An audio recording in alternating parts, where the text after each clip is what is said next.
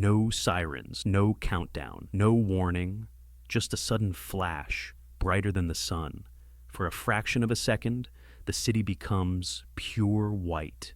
That moment is when World War III stops being a theory and becomes a reality. Most people believe the nuclear explosion is the worst part. They're wrong. Because for millions, the flash doesn't kill them, it marks them. The human eye is not designed for nuclear light. At the moment of detonation, anyone looking toward the blast, even miles away, is instantly blinded. Retinas burn, vision disappears. Some scream because they think they've died. Others don't realize yet. They blink, rub their eyes, wait for darkness to pass. It never does. Within seconds, the heat arrives. Skin exposed to the blast wave heats faster than the body can react. Clothing ignites. Hair catches fire. Plastic melts into flesh. People inside cars feel it first through the windshield, which instantly turns into a weapon. Glass doesn't shatter outward. It explodes inward.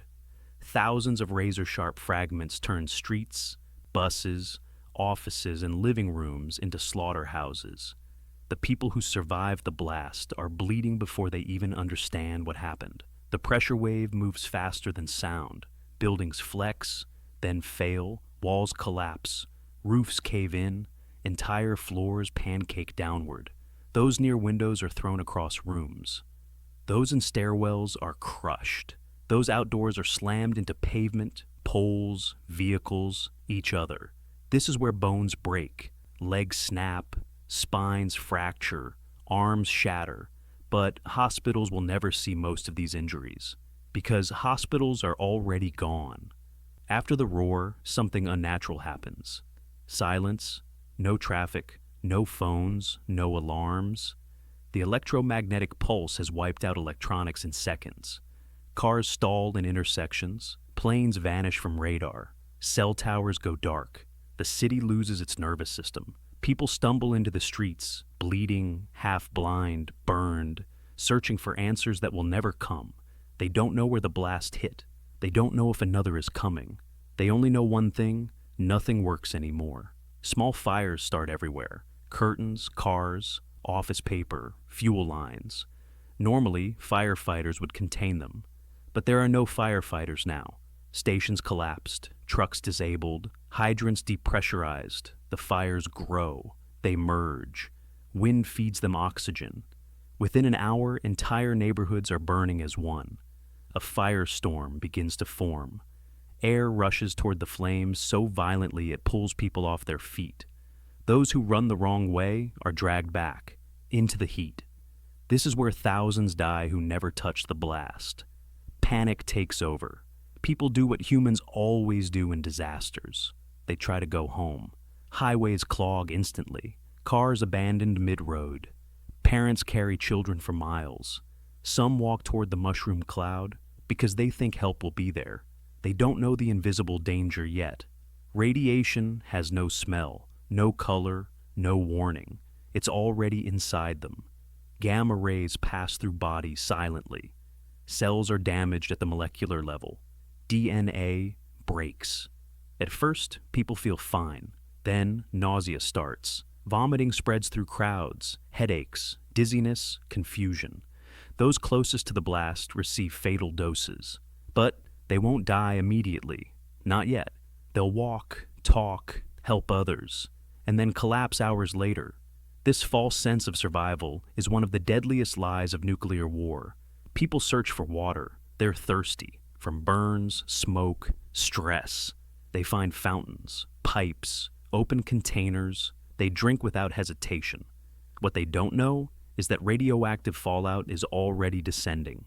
Fine particles, invisible dust, settling on everything. Water sources are contaminated. Hands are contaminated. Every swallow increases internal radiation exposure. By the time authorities would normally issue warnings, there are no authorities left to speak. The injured overwhelm what remains of emergency care. Doctors operate without power, without sterilization, without supplies. Burn victims require immediate treatment. There is none. Radiation sickness is misunderstood, even by professionals. Many patients who appear stable are sent away. They will die later. Others who might have survived bleed out on floors. Painkillers run out. Antibiotics don't matter. The healthcare system doesn't collapse slowly. It stops. As night approaches, the city glows, not with light, with fire. People realize something terrifying. Help is not coming. No military rescue, no mass evacuation, no national response. Because this isn't one city, it's many, and every government is overwhelmed at the same time. The survivors sit in ruins, injured, contaminated, dehydrated, surrounded by smoke and screams. They believe the worst is over. They are wrong. The first 6 hours were only the introduction. Most of the people still alive at this moment will be dead by tomorrow. We follow the next 18 hours, when radiation sickness begins to kill, when water disappears, and when people start making choices that seal their fate. The nuclear flash didn't end the world. It decided who would suffer longest. When night falls, the fires are still burning. The sky is no longer black. It's orange. Ash drifts like snow.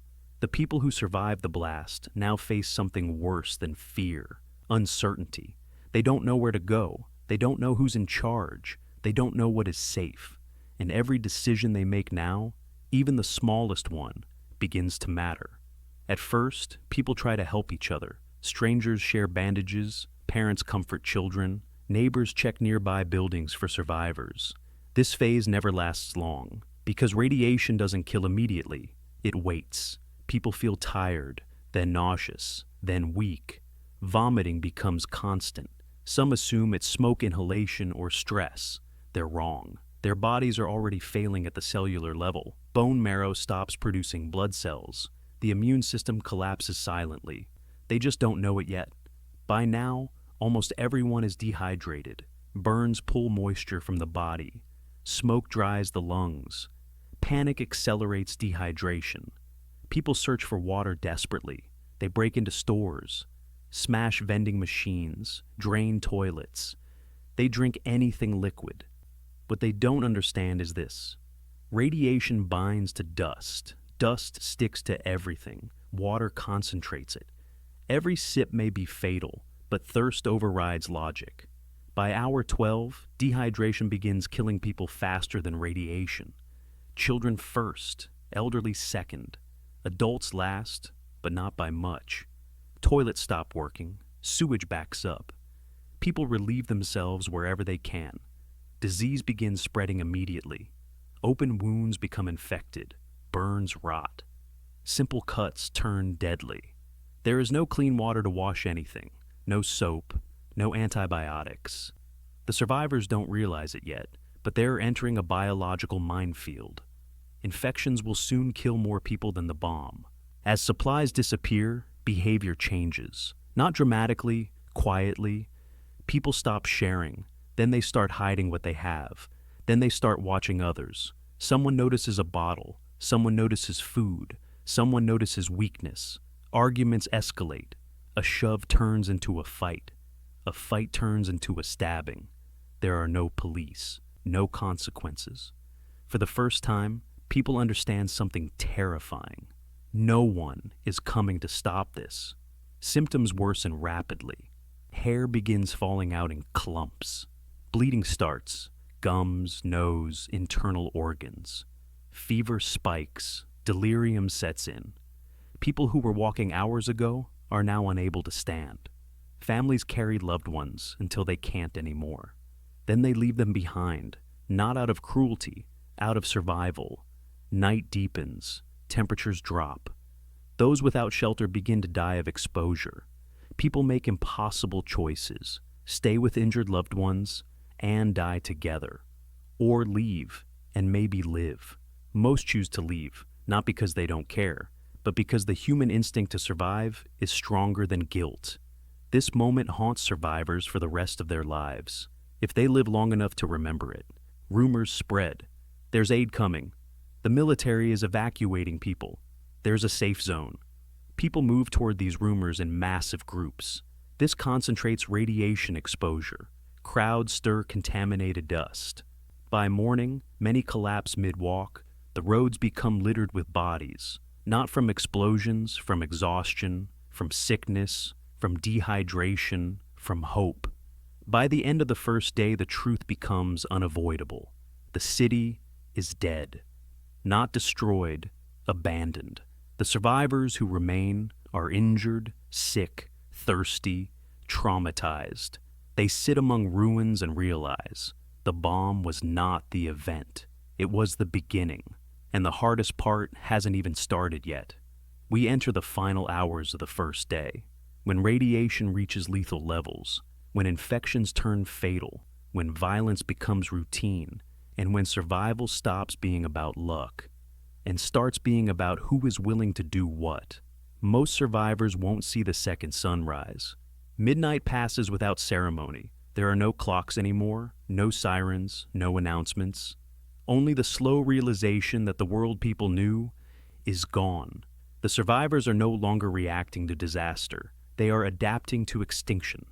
By now, radiation sickness is no longer subtle. It announces itself violently. People vomit uncontrollably.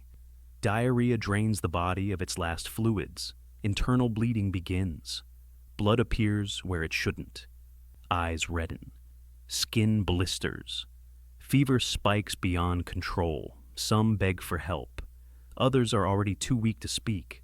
The human body can endure many things, but it cannot endure radiation, dehydration, and trauma at the same time. Earlier, there were screams. Now there is quiet. Not because things improved, but because those who could scream are gone. The streets are filled with motionless figures, some asleep, some unconscious, some dead. You cannot tell the difference without touching them, and no one wants to touch anything anymore. This is the moment most people never imagine. Not the blast, not the fire, but what happens after, when rules vanish, food is stolen from the injured, water is taken from children, people are abandoned without hesitation. Groups form quickly, not communities, predators. They don't speak much, they don't negotiate, they take. Violence becomes efficient, quiet, personal. As fires cool, radioactive particles settle. People think the danger has passed. They leave shelters. They shake ash from their clothes. They breathe deeply. This is when many receive their final dose. Radiation isn't dramatic. It doesn't explode. It accumulates. Each breath delivers microscopic death. By morning, their fate is sealed, even if they feel fine. Children cannot regulate fluids well. They dehydrate faster. They succumb to fever faster.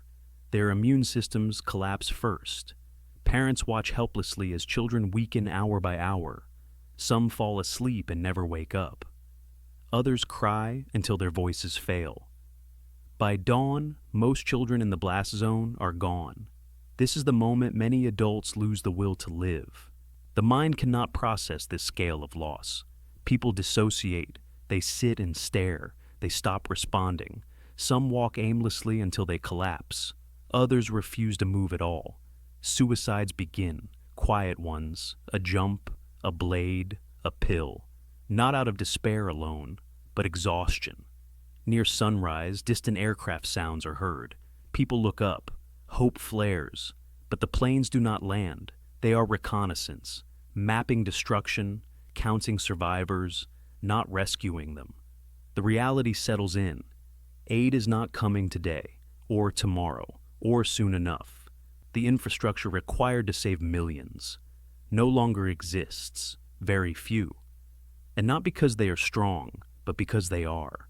Far enough from the blast, sheltered from fallout, with clean water, with minimal injuries, mentally stable enough to make cold decisions. Luck outweighs intelligence. Location outweighs preparation. Morality outweighs nothing. As the sun rises, it reveals the truth. Entire neighborhoods are empty. Bodies line streets. Smoke drifts endlessly. The survivors who remain are no longer shocked. They are hollow, and they understand something terrifying.